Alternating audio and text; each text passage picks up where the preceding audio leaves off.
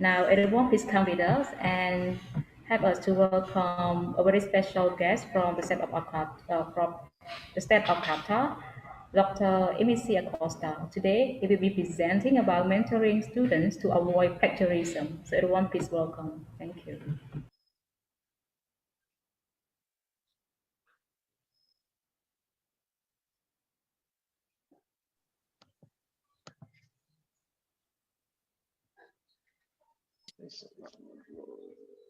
Academic integrity is doing what is right, even when it is difficult. Good afternoon, everyone. It is truly a privilege to be a part of Cambodia's first international online conference on mentoring educators. I am here today to talk about mentoring students to avoid plagiarism. My name is Amy C. Acosta, and these are my affiliations. I am affiliated with Virginia Commonwealth University School of the Arts in Qatar. I am the bookstore manager responsible for university academic resources. I am also one of the managing partners of Sigma for Educational Consultancies, responsible for international linkages. I am also an adjunct instructor of Philippine Christian University Transnational Education through EPM and Associates, Dubai, UAE. You will also find here my emails in case a future collaboration between you and my organizations will occur. Here is the outline of my talk today. To properly understand mentoring students to avoid plagiarism, let us start with defining the problem.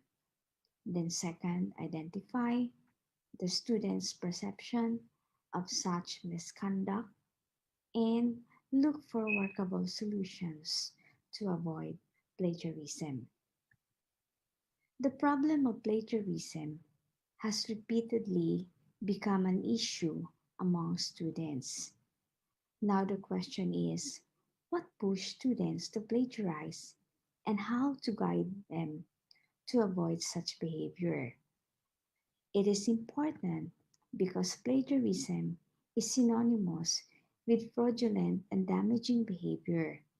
It is a serious academic misconduct that is detrimental to the researcher's credibility, academic integrity, and the scientific process. Central to this issue is to understand the reasons why students commit such behavior. So, a literature review was conducted to look into the reasons why students commit plagiarism, what is their perception about the behavior, and how mentors can help them to avoid plagiarism.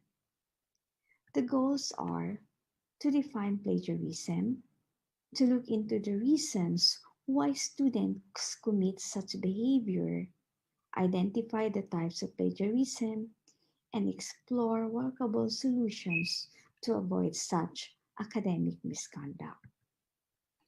What are students' perceptions of plagiarism? First and foremost, we need to define the term. What is plagiarism? Merriam-Webster Online Dictionary defines plagiarism as literary theft, passing off other ideas as own, using other ideas without crediting the source, and presenting an original idea derived from other source. Other authors define plagiarism as taking ownership of the ideas, words, and work of others without the intention of recognizing the main source. Some researchers define plagiarism as paraphrasing, improper citation, direct copy from source, appropriating others' work as own, and deception. So, how do students perceive plagiarism? Gollifer and Tyson from Charles Sturt University in New South Wales, Australia, conducted a study to determine the students' perception on plagiarism. The result of the study came up with 6 themes related to how students perceive it.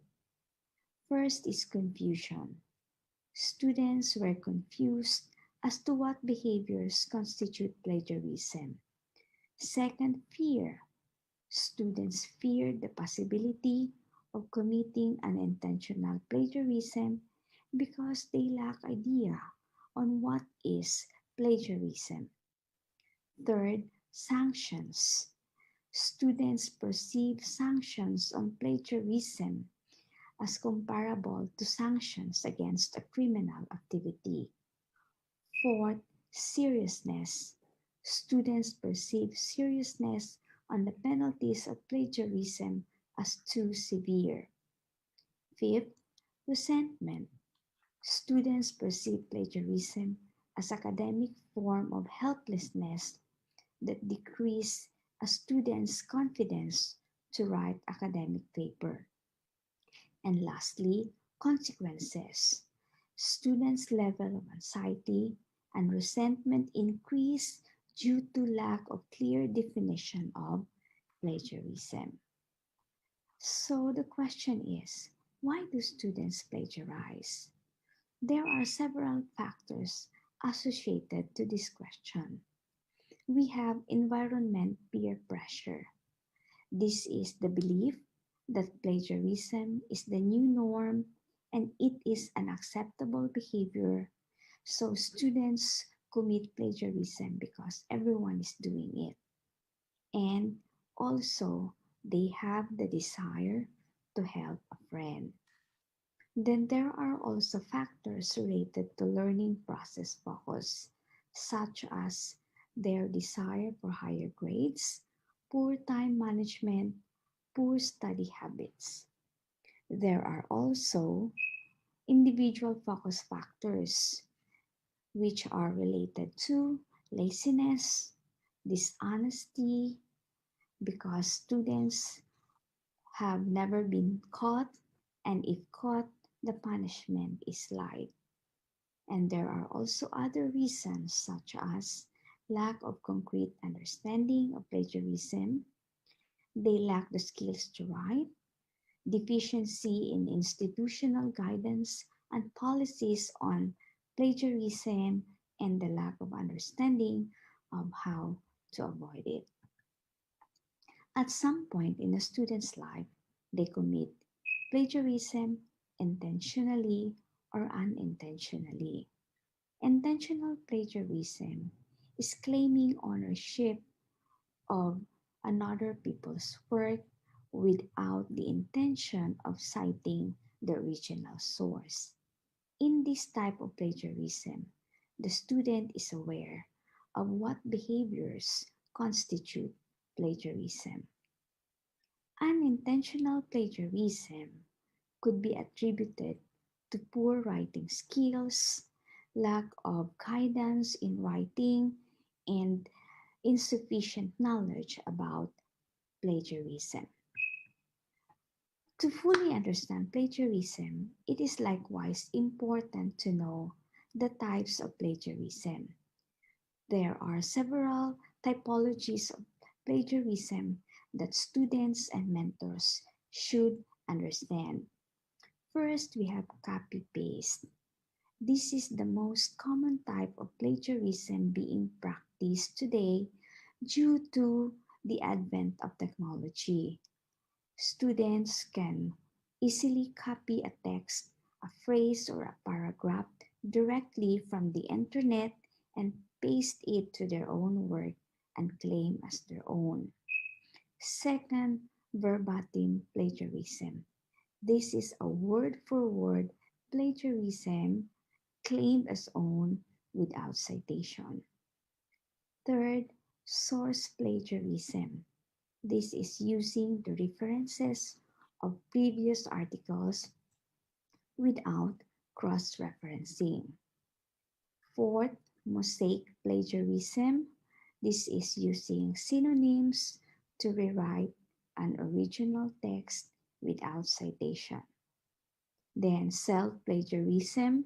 This is presenting a previously published article as new. Then ghostwriting, giving credit to someone who has not contributed to the article. Then there is clone. This is a word perfect copy of another person's work without due acknowledgement of the source. Control C. This is copying almost all text from the same source without alterations. Then there is retweet.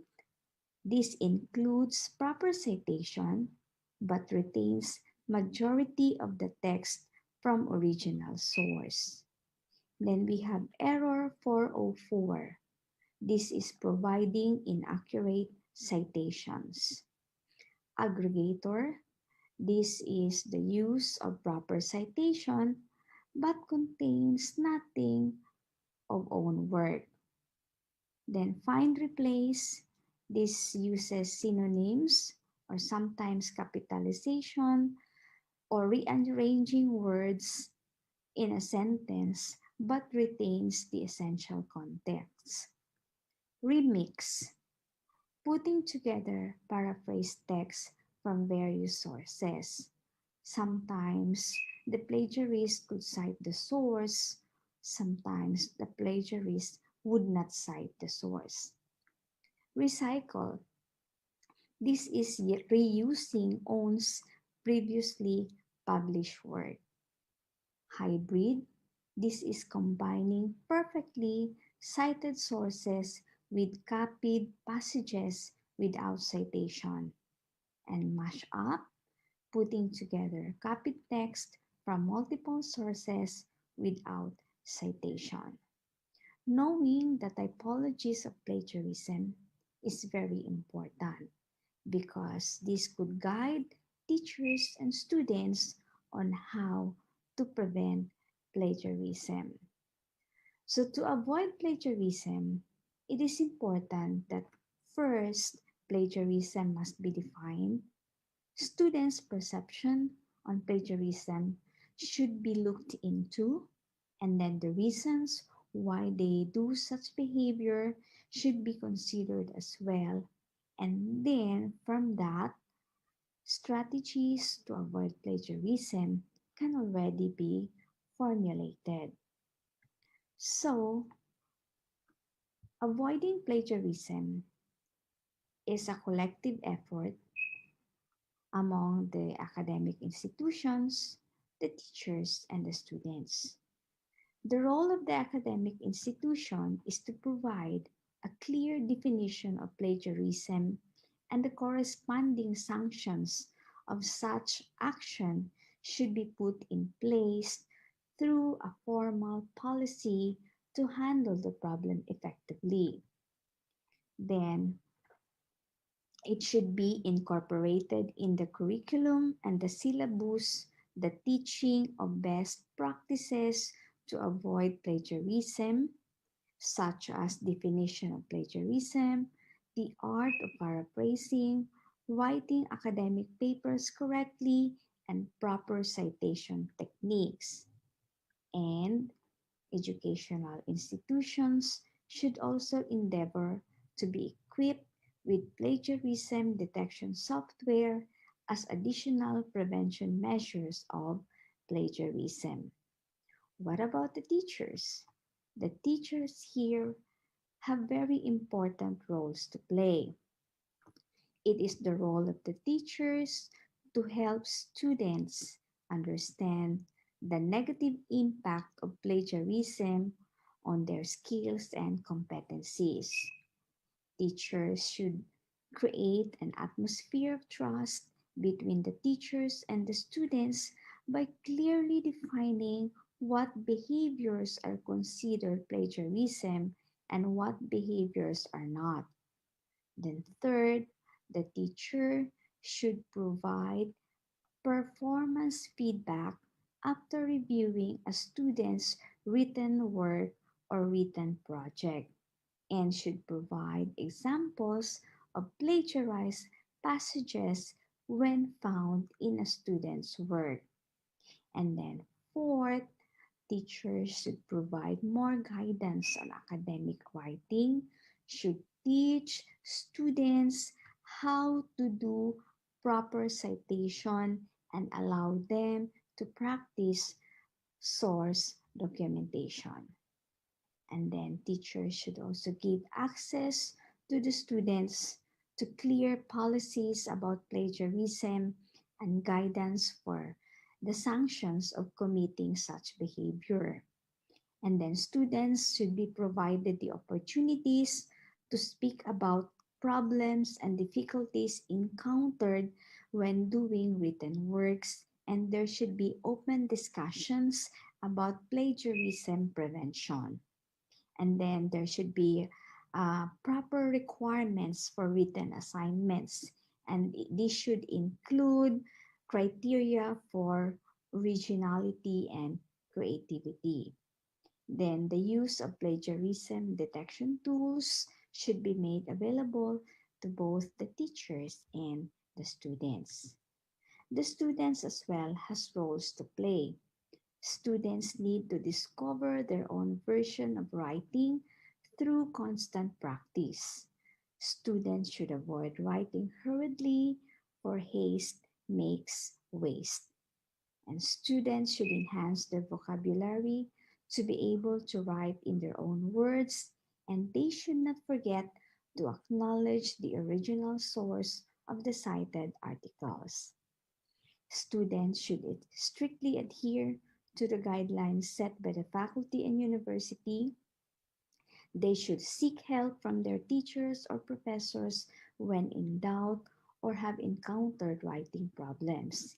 And of course, they should observe proper time management and practice study habits.